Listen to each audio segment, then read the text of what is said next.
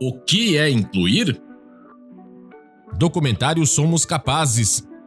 Imagens de estudantes com deficiência na escola e na APAE. Como você vê as pessoas com deficiência? Peça teatral com cegos.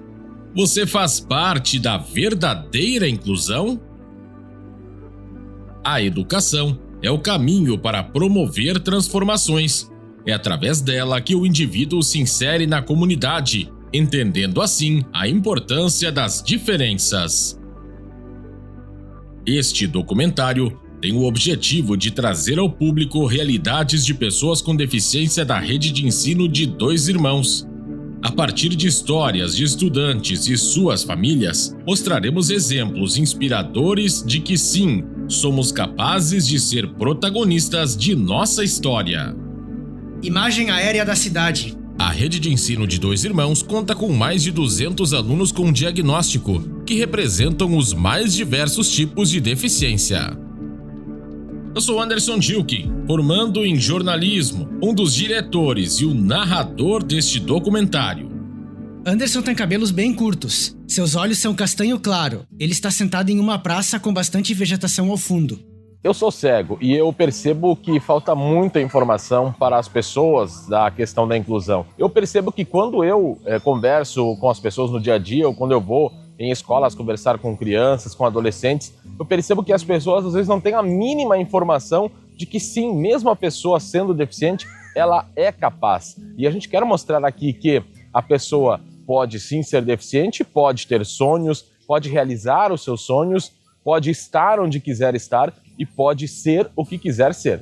Gabriel tem cabelos e olhos castanhos. Ele realiza atividades educativas envolvendo jogos de montar sob a orientação do monitor Hipólito. Hipólito é um homem magro de barba curta e usa uma boina verde na cabeça. Ele está sentado na sala dos professores. A função do monitor vem, no meu entendimento, do que eu percebo do dia a dia, de conseguir acessar o estudante, algo que a professora ou o professor não vai conseguir fazer junto da turma, né?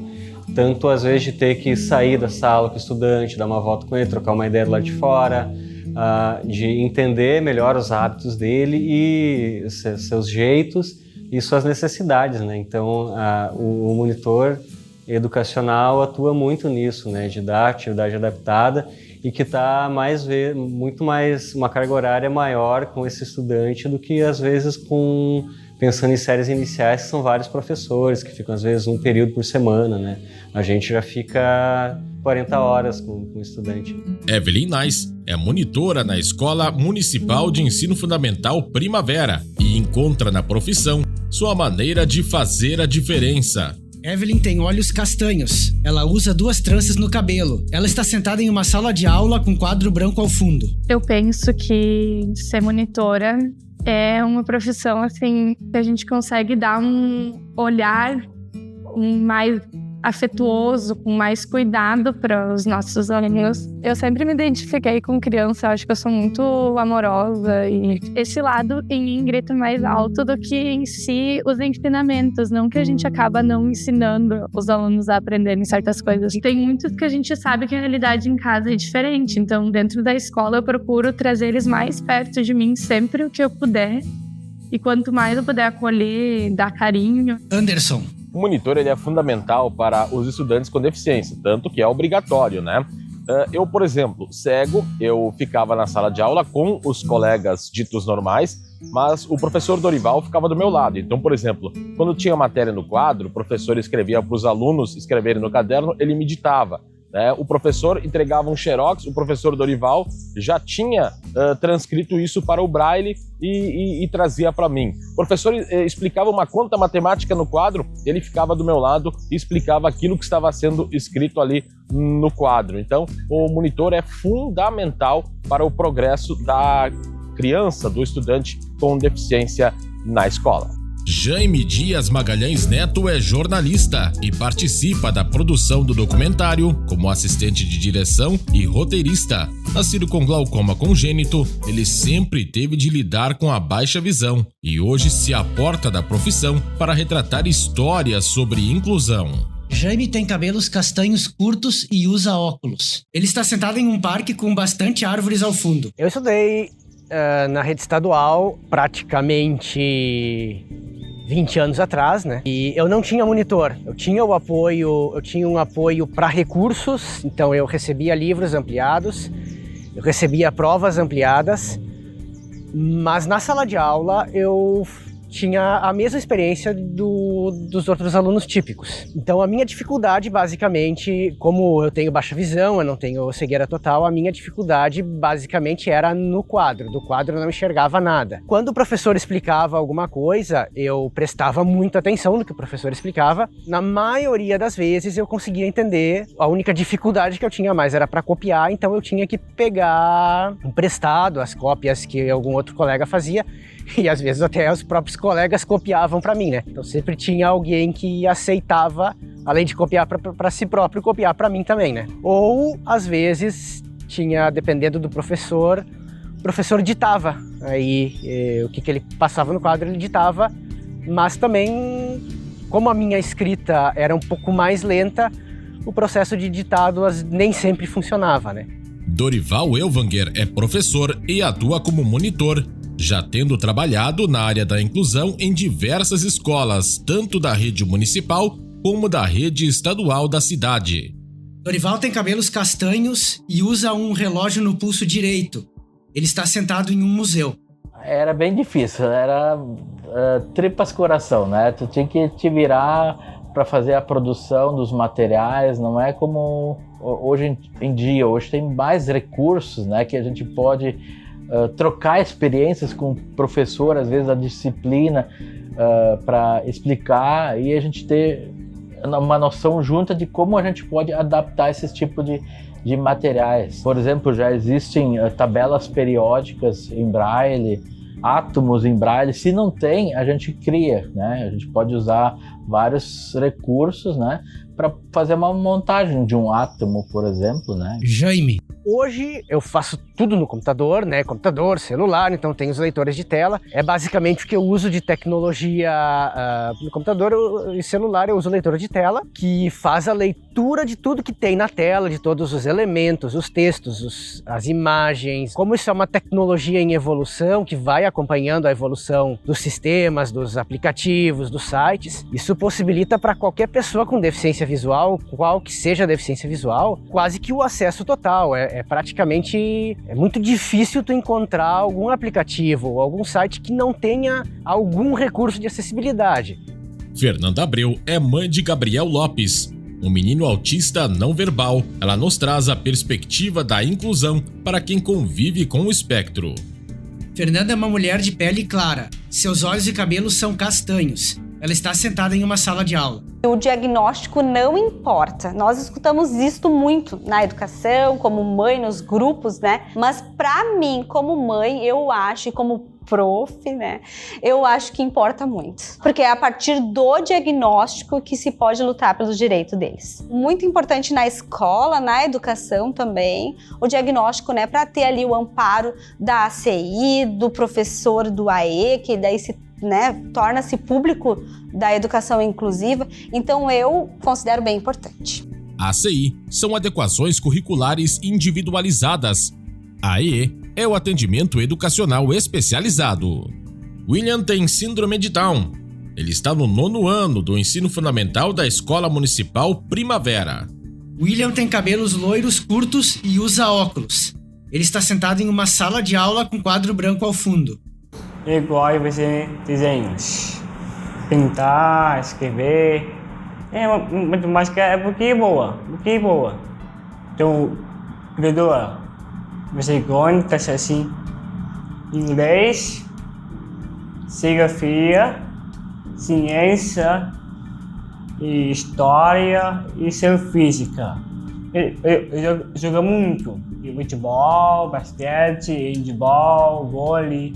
Eu sou zagueiro, eu jogo camisa 7. William jogando basquete. Evelyn. Que antes ele ia somando com os lápis, ele pegava os lápis de cor, né? E ia calculando. E agora, com o uso da calculadora, então, ele pode simplesmente olhar as contas calcular, se for de vezes ou dividido, que ainda tem um pouquinho mais de dificuldade, né? Ele pode usar os sinais ali na calculadora e transcrever para a folha ou para o caderno. Márcia Terezinha Ziles Machado é representante do CONPED, o Conselho Municipal dos Direitos da Pessoa com Deficiência. Mãe da Raíssa, uma adolescente com síndrome de Down, ela aborda a luta pela inclusão na cidade de Dois Irmãos. Márcia é uma mulher de cabelos loiros curtos e olhos claros. Ela está sentada em um sofá. Porque hoje ainda nós temos muito do preconceito de por que essa pessoa está dentro da minha sala de aula se eu só quero trabalhar com pessoas ou estar com pessoas ditas normais. Embora haja boa vontade para promover a inclusão, a falta de informação e conhecimento é um obstáculo significativo.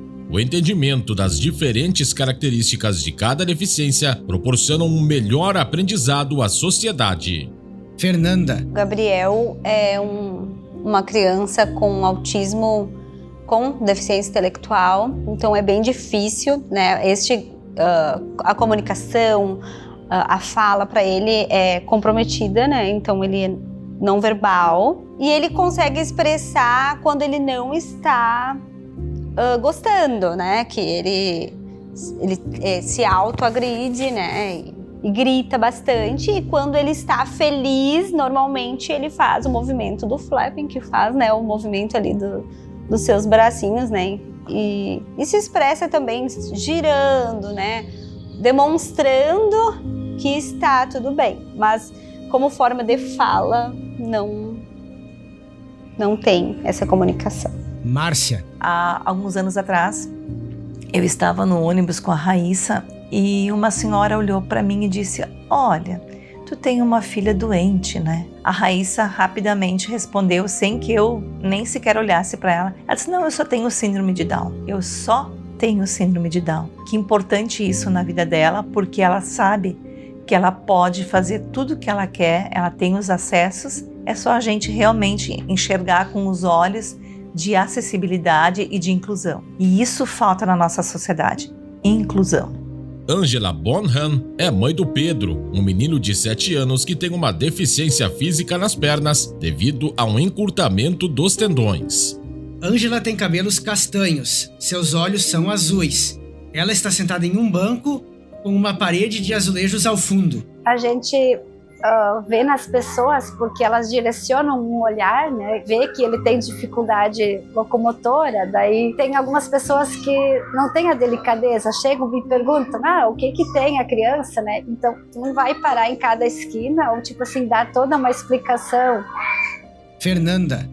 Ainda assim, na sociedade, a gente passa por muitas situações. Outro dia eu fui no shopping com o Gabriel e ele se desorganizou e, né, caiu no chão ali, gritou, e uma mulher estava passando: meu Deus, esse menino tá morrendo! Então a gente ainda, né, escuta, né, muitos julgamentos, né? Falta de limites, né? Existem muitos julgamentos na sociedade. Com a legislação brasileira, se avançou muito nos últimos anos, gerando novas oportunidades. Ainda assim, é necessário que se evolua mais. Na prática, estamos no caminho. Márcia. Eu procurei uma instituição para colocar ela num maternal e tudo mais, e na época, talvez até por não saber, ou talvez por muita falta de informação, uma pessoa me disse: nós não aceitamos pessoas doentes na nossa escola. E isso me mexeu muito comigo. Isso me deixou, no primeiro momento, muito braba, no segundo momento, muito indignada. Mas também eu soube, através do meu marido, me disse: tem pessoas que não têm a informação de que nós temos hoje. Ângela. Quando crescimento dele, lá nos 3, 4 aninhos, teve professora, teve pedagoga que disse para vocês não tem que ir atrás de métodos para ele escrever, computador ou coisa assim. Pelo meu lado de mãe, a gente também acredita, né? Então eu acho que é importante, a gente tem que depositar isso neles para fazer eles acreditar. E eu sabia que ele era capaz de escrever, que ele era capaz de aprender. E agora ele está alfabetizado e está escrevendo, acompanha todo o processo de aprendizagem, né? que é ofertado na escola. A gente nota que cada vez mais está se criando isso, né? Inclusive, assim, tem prédios antigos, construções mais antigas que não tinha acesso nenhum, né? Mas as construções novas, porque é a primeira coisa que chama a atenção da gente, né? Agora que a gente vive essa inclusão, já está tendo acesso, que ótimo, né? Tá? Então, isso é muito importante. Então, essa lei, assim, é maravilhosa. Anderson. As pessoas muitas vezes não se dão conta. Então, por exemplo, tem carro onde não pode estar, então a pessoa com deficiência tem que desviar. Nas vagas de estacionamento, as vagas específicas para as pessoas com deficiência, o pessoal que não tem deficiência estaciona. As calçadas, no geral, são muito ruins. As pessoas mesmo são responsáveis, né, por fazer a calçada na frente da sua casa e na frente do seu estabelecimento, e elas muitas vezes não têm a mínima preocupação de fazer uma calçada acessível para quem não enxerga também, mas principalmente para quem usa cadeira de rodas. Jaime. Oportunizar para as pessoas rampas, bengalas, porque muita gente não tem acesso a bengala, né? Muita gente não tem acesso a cadeira de rodas. Então, oportunizar isso é fazer a inclusão. Isso é uma parte da inclusão, mas não existe inclusão completa sem que a oportunidade se torne possibilidade. Então, a gente pode ter rampas, a gente pode ter bengalas, a gente pode ter cadeira de rodas, a gente pode ter elevadores, mas se as pessoas não forem capacitadas em todos os espaços, o acesso que as pessoas com deficiência vão ter a essas rampas, até os espaços em si, não vão servir para muita coisa. Então, a gente precisa ter a capacitação, seja a capacitação formal ou até o entendimento, a informação, as pessoas buscarem mesmo a informação para elas entenderem que as pessoas com deficiência precisam ocupar os espaços, precisam estar em todos os lugares. Hipólito. Mas eu acredito também que crianças atípicas estar no ambiente escolar beneficia também os demais estudantes, porque desmistifica essa ideia da imagem, estereotipada de uma criança atípica. Raíssa na aula de culinária, música e artesanato na APAE. A APAE proporciona para as pessoas com deficiência intelectual a possibilidade de integração e convívio. Os alunos participam de atividades que agregam perspectivas às suas realidades. Márcia. As APAEs, elas são imensamente importantes. As pessoas devem dar essa credibilidade, porque dentro de uma APAE, a gente hoje tem tantas coisas, tantas atividades, nós temos tantos profissionais que trabalham pelas crianças, que dão esse acesso às pessoas que possam sim também dar essa visibilidade. Raíssa Laís Machado é filha de Márcia. A jovem recém-formada no ensino médio na escola Afonso Wolff tem síndrome de Down e coleciona conquistas no esporte. Atualmente, ela frequenta a APAE e busca se desenvolver profissionalmente. Raíssa tem cabelos escuros longos e usa óculos. Ela está sentada em um jardim. Desde criança, desde bebê, que eu frequento a APAE, e lá pra mim foi tudo. Eu danço bastante, também além de jogar futebol, eu também faço culinária, artesanato para preparar os banquinhos para sorteios, para vender também. Também faço música, eu vou lá quase todo dia, mas é bastante legal e bastante interessante estar lá. Diferentes atores são importantes para a efetivação das medidas implementadas nas escolas. Na rede municipal de ensino, a Secretaria de Educação realiza investimentos que ajudam a compor o processo. Denise Maria Maldaner é a secretária de Educação da cidade de Dois Irmãos. Denise é loira e usa óculos. Ela está sentada em uma sala da Secretaria de Educação. Eles participam efetivamente das ações de que acontecem nas escolas, das atividades, né? Participam das festividades e participam também na modalidade do atletismo na nossa Olimpíada Escolar. A gente procura também ter essa formação para os profissionais da educação, a equipe diretiva, diretor, vice-diretor e o pedagogo, aos professores. Também nós temos, então, aos professores do AE, junto com as universidades, mas principalmente as questões pedagógicas do preparo do material, o que precisa ser preparado para essa criança estudante, né? Então a gente também precisa se aperfeiçoar. A gente abre as portas para o nosso Comped, para ele ir até as escolas e conversar com os estudantes. Estudante e professora na sala do AEE. O município conta com 80 monitores educacionais e 10 professoras de atendimento educacional especial. Além disso, o NAE, Núcleo de Apoio às Escolas, oferece atendimento em psicologia, fonoaudiologia, assistência social, psicopedagogia e neuropsicologia. Gerry Meneghetti é o prefeito municipal da cidade de Dois Irmãos. Gerry tem cabelo castanho escuro e barba curta. Ele está sentado em seu gabinete com uma mesa à frente. A educação, nós entendemos, enquanto administração municipal, que é a maneira mais eficiente para promover a transformação de uma sociedade. E para que a educação faça esse papel, é necessário que ela seja inclusiva. Já temos várias iniciativas dentro das nossas escolas, desde a questão dos monitores, desde a questão da acessibilidade, né, de instalação de elevadores, de plataforma elevatória e principalmente promoção da educação em si.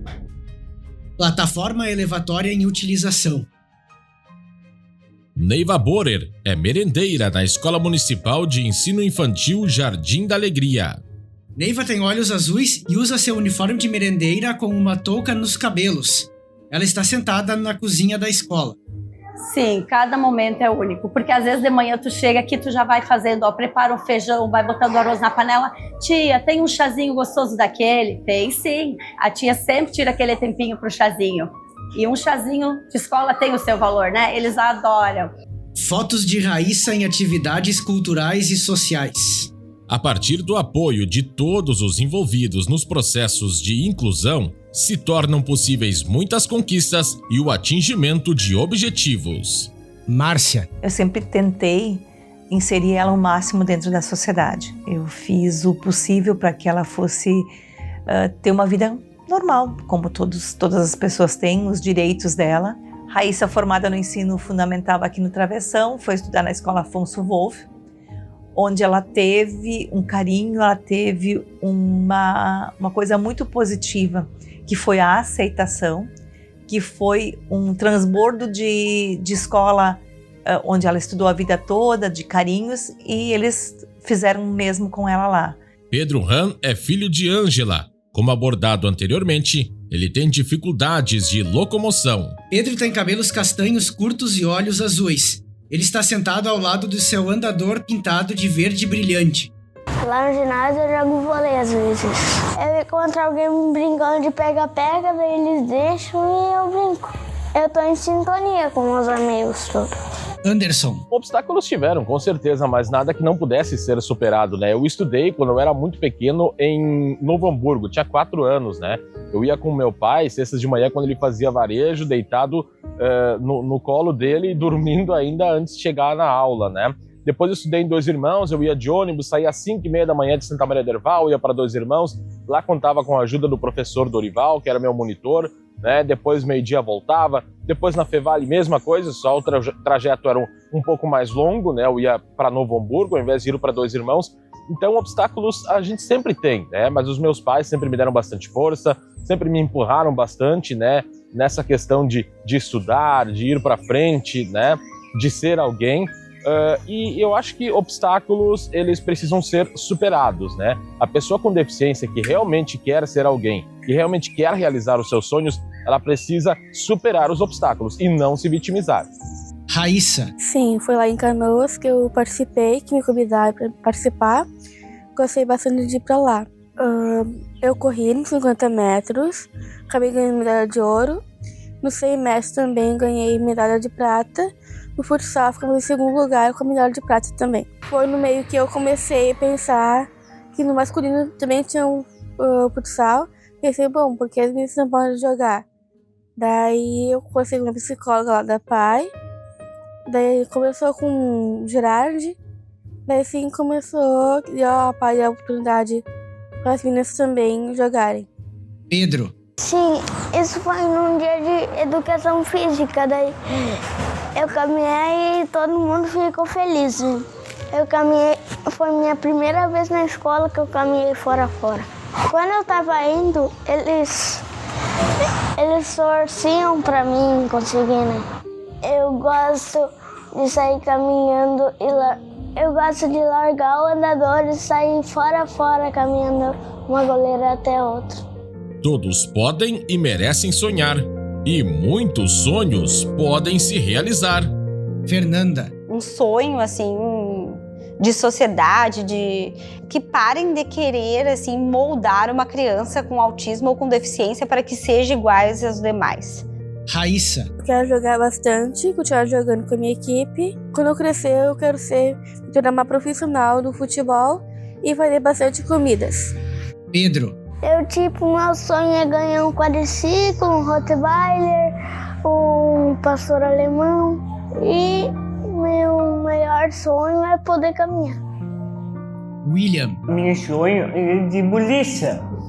Gosta dos polícias? Sim. Já conhece o polícia? Gips, Tony, Magui. Já refletiu o que é fazer a verdadeira inclusão? Raíssa. Poderiam fazer menos preconceito e falar mais com as pessoas com deficiência. Sim, conversar com as pessoas que têm uma deficiência para entenderem melhor o que é a inclusão. Hipólito. Inclusão não é só estar junto, né? Porque a gente pode deixar ele aqui na escola, mas ele não integrar de fato a turma não ter ele como um colega. Então acho que a inclusão não é só estar junto, não é só estar aqui, né? Isso talvez seria uma integração, né? Eu acho que a inclusão é construir nos outros a ideia de pertencimento. Márcia. Inclusão é oportunizar as pessoas a realmente terem o livre acesso de ir, vir, de poder acessar todos os locais que elas têm vontade. Ângela. A verdadeira inclusão, para mim, em primeiro momento, eu acho que é aceitar que a pessoa tem essa dificuldade e auxiliar ela no que for possível, para tornar essa inclusão o mais leve possível para a pessoa que necessita, né, que tem essa dificuldade. Dorival. A inclusão tu tem que te botar no lugar do outro às vezes, né? Que ela consiga ter os recursos adaptados para que ela consiga a sua autonomia, para poder desenvolver e prosseguir também na sua vida, né? De autônoma, né? Independente e não ficar presa numa redoma de bolha. Jaime. Precisam ter o entendimento de que para que as pessoas tenham o acesso total a qualquer coisa que elas queiram, o protagonismo precisa ser da pessoa com deficiência. Anderson. A verdadeira inclusão é aceitar todo mundo como é oportunizar as mesmas coisas para todos, é dar a possibilidade da pessoa com deficiência ir aonde quiser, ser o que quiser, fazer o que quiser e realizar os sonhos que tem. Jerry. É olhar para todos com o mesmo olhar, promover as mesmas oportunidades para todos. Só que para isso nós precisamos ter investimento em adaptações, investimento em suporte, tanto dentro quanto fora da sala de aula, e atender às individualidades de cada pessoa, de cada aluno. Denise. Acreditar num mundo melhor e que precisamos respeitar, acolher, ter o carinho e se amar. Neiva. A verdadeira inclusão para mim é dedicação, dar aquele olhar especial cada dia para cada criança. É um sentimento único, o tratamento de cada criança, cada olhar, cada momento é único. Fernanda. A inclusão é conseguir, né, fazer com que todos de uma sala estejam em harmonia, né, em tranquilidade e aprendendo, né? Então, A aprendizagem é diferente para todos, na verdade, né? Cada vez mais, né? Cada aluno é único, é muito difícil. Então, a inclusão é uma professora que consegue trabalhar numa atividade de universal, né? Dar uma atividade que possa englobar todos da turma. Evelyn. É tu conseguir conviver no mesmo espaço, independente se a criança, o jovem tá junto da atividade, tá junto da proposta ou não. Tu saber respeitar aquele momento, se ele está tendo um momento de desestabilização assim dele, eu acho que tu saber visualizar e respeitar sem tu interferir, eu acho que isso já é uma grande coisa de fazer a inclusão acontecer num ambiente escolar. É simplesmente tu entender que ele é um de nós, mas com condições compreensivas diferentes e que tá tudo bem. Créditos: Direção-geral e de fotografia, Gustavo Carniel Hubert. Assistência de direção, direção de produção e narração, Anderson Dilke. Assistência de direção, roteirização e audiodescrição, Jaime Dias Magalhães Neto. Direção de arte, edição e finalização, Wellington Flor. Operação de câmera e legendagem, Comunique Produtora. Imagem aérea, André Becker. Produção de finalização, Marina Klein Teles. Assistência de comunicação, Carla Fogaça de Brida. Libras, Paula Boss. Novembro de 2024. Documentário Somos Capazes. Uma produção apoiada pelo município de Dois Irmãos, através do Departamento de Cultura e com recursos da Lei Paulo Gustavo. Lei Complementar 190